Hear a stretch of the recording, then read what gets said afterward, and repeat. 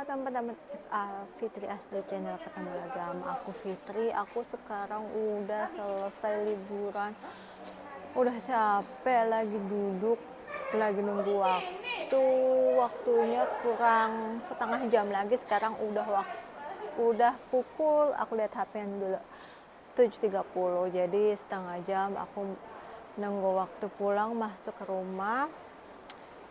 Aku mau cerita-cerita dulu gitu ceritanya. Habisnya tadi aku libur itu sendiri, teman-teman. Temen aku itu semuanya itu nggak ada yang libur. Soalnya maklumlah, sebentar lagi kan mau lebaran Cina. Jadinya mereka pada sibuk bersih-bersih, sibuk bikin dari sekarang, kayak aku nggak ngerti bahasa Indonesianya apa, kayak lopaku kayak gitu. Jadinya ya aku di foto-foto sih temen-temennya nih, aku lagi bikin lopaku banyak banget buat besok lebaran gitu kan. Ya udah, jadinya aku libur sendiri, di tenda juga sendiri. Tapi tadi aku pergi ke kos WB, ketemu mbakku juga, cuman sebentar sih, jam 4.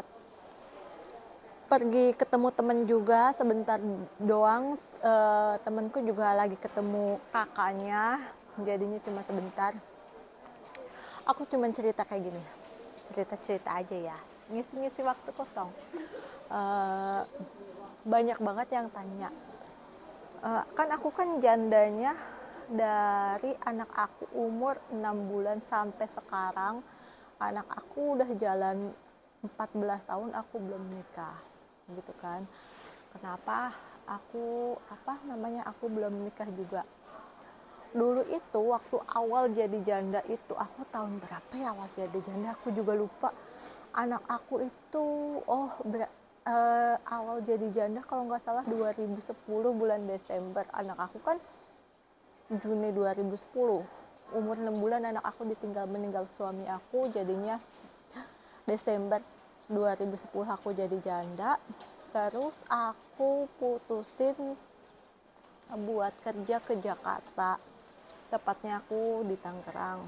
Aku putusin buat kerja di Jakarta di bulan apa ya, aku lupa, Februari apa Maret gitu. Lepas berapa bulan suami aku meninggal, aku ke Jakarta, tepatnya aku di Tangerang. Aku kerja di situ di pabrik garment. Terus di situ aku ketemu ya pasangan lah sambil kerja.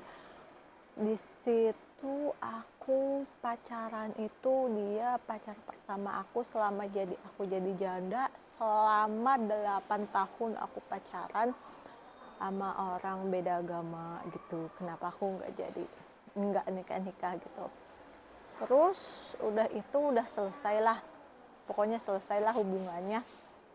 Aku ke Jawa, ke rumah, aku jualan sosis, aku ya warung kecil-kecilan gitu, dengan hasil uang ngutang bank apa itu, ecek kayak gitu. Terus ya aku salah jalan sih, ya pokoknya intinya ya untungnya dapatnya banknya udah datang duluan, ya aku juga belum dapat uangnya gitulah. Pokoknya ya lumayan lah, kayak kelilit utang gitu. Sampai akhirnya aku mutusin buat kerja di luar negeri. Aku ambil di Hong Kong. Tadinya dulu aku ditawarin kerja di luar negeri di Singapura. Ada tetangga yang ngajakin di Singapura, tapi aku belum siap. Nah, karena udah kepepet, aku siap nggak siap. Tadinya sama bapak aku nggak boleh gitu. Kenapa nggak boleh? Karena takutnya disiksa-siksa, disiram air panas, ditimpa gosokan. Yang namanya orang tua kan parno, yang namanya sering ngeliat di TV, sering gimana penyiksaan PRT gitu kan. Nggak apa-apa kerja di luar negeri asalkan di PT, ya nggak mungkin dong, nggak ada di PT.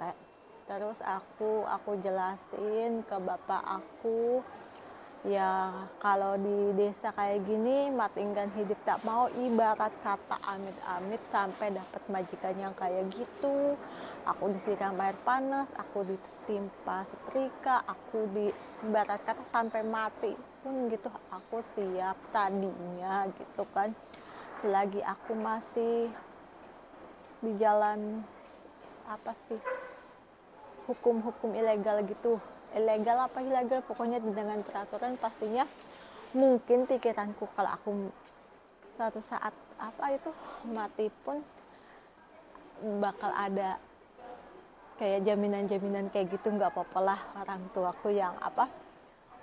tuaku yang gedein anak aku dengan uang kayak gitu, uang kematian menurutku ibarat kata pahit-pahitnya, dan alhamdulillah meskipun pahit di majikan pertama yang nggak sampai kayak gitu.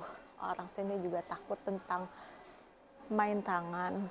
Terus akhirnya aku dapat majikan itu 6 bulan, aku interminit, terus aku jaga anak 2, aku finish karena menurut aku terlalu capek, tapi yang penting aku dapat gelar finish. Terus aku sekarang jaga bayi tadinya di dalam perut kan, sampai sekarang alhamdulillah aku begitu nyaman. Bosnya baik, pokoknya Allah itu ngelancarin pekerjaan aku pokoknya ya, sampai aku akhirnya itu tambah kontrak. Sekarang aku udah masuk 4 bulan kontrak kedua aku. Terus balik lagi ke pasangannya, makin kesini aku makin nyaman dengan kesendirian aku di sini itu 6 tahun. Banyak banget teman-teman TKW aku yang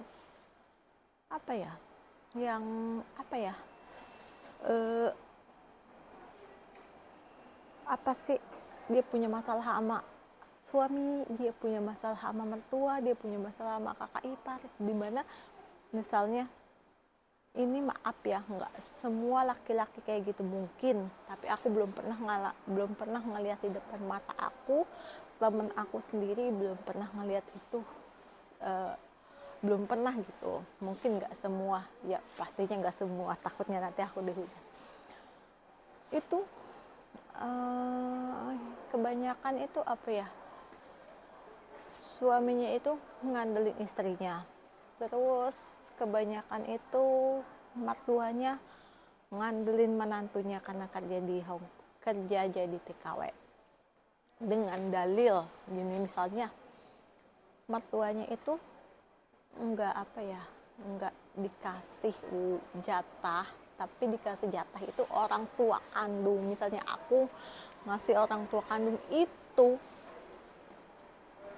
dengan senjata kayak gini, dalilnya yang namanya istri itu harus nurut ke suami, taat sama mertua juga, maksudnya hormatin mertua gitu kan. Pokoknya itu senjatanya jadi menantu durhaka, istri durhaka gitu kan. Pokoknya semuanya itu masalah teman-teman.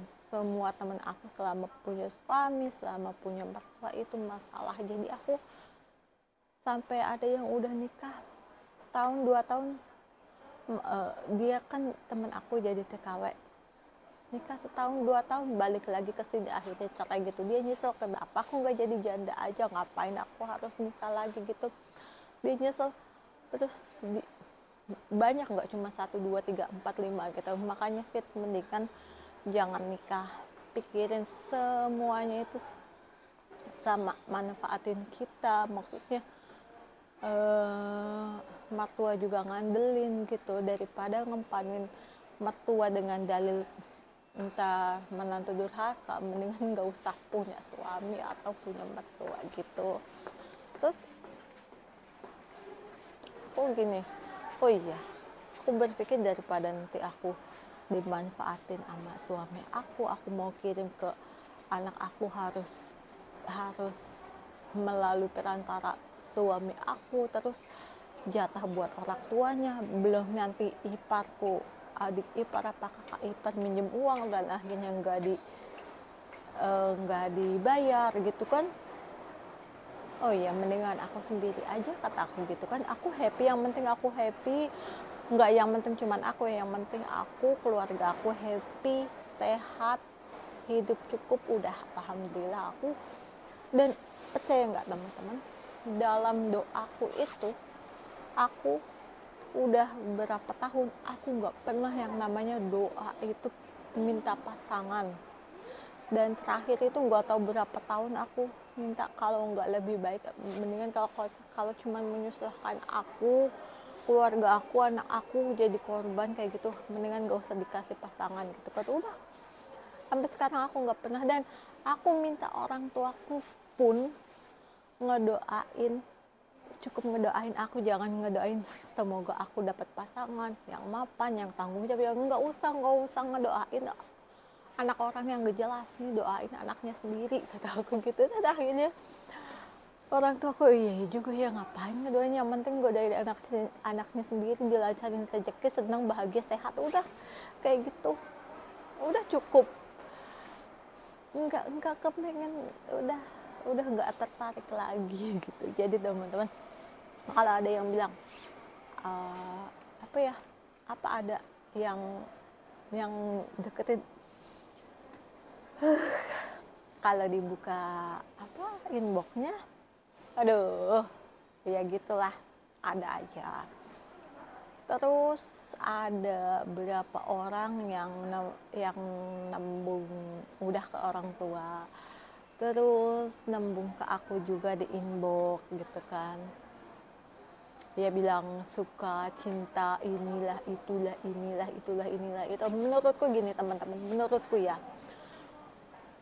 kok orang cuman kayak gini, misalnya ngomong ke orang tua aku suka ke anakmu Pak Pawit gitu kan, nama bapak aku Pak Pawit, udah aku nggak bilang nggak suka, ya udah.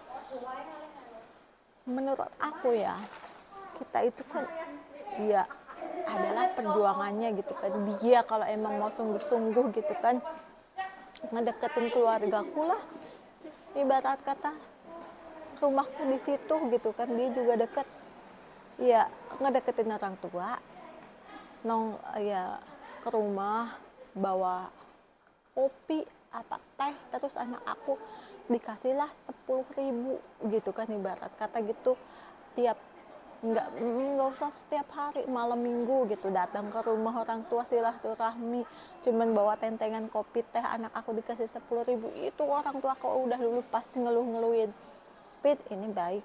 Misalnya anak aku juga kalau dikasih uang sama siapapun pasti cerita, dan itu nggak ada perjuangannya teman-teman. Jadi lah ngapain gue harus terima lu yang kenal enggak, apa enggak, terus nggak ada perjuangannya, ngapain juga. Jadi ya adalah 2 orang lembur langsung ke bapak aku, dan yang inbox itu juga nggak tahu berapa orang. Ya maaf aja, aku nggak tertarik kayak gitu, nggak ada perjuangannya juga, buat apa. Berarti kan mereka kan kayak ya gitulah, nggak suka aku. Pokoknya ya udah, ceritanya udah panjang lebar, aku udah cerita selama hampir 15 menit. Aku mau persiapan masuk ke rumah kayak gitu teman-teman. Sekarang aku udah enjoy, udah nyaman, doain aku biar aku sehat, biar murah rezeki. Aku udah nggak butuh, bukan nggak tahu ya, takutnya aku ngejilat sampai saat ini. Yang penting aku pokoknya dikasih jodoh, yang penting bisa membantu aku. Maksudnya kalau cuma buat ngerepotin nggak usah dijodoh, yang penting aku bahagia, udah kayak gitu aja. Bahagia, sehat, waras, selamat, kata orang Jawa. Ya udah kayak gitu temen-temen, makasih yang udah ngedengerin cerita celotehan aku. Makasih teman-teman, jangan lupa follow Facebook aku yang belum follow, Fitri Astuti Fahri Galang Alinski Fitri, dan follow TikTok aku @Fitri Astuti Fitri kosong. Makasih teman-teman yang udah follow. Sampai ketemu lagi di vlog aku selanjutnya. Bye bye teman-teman. Salam.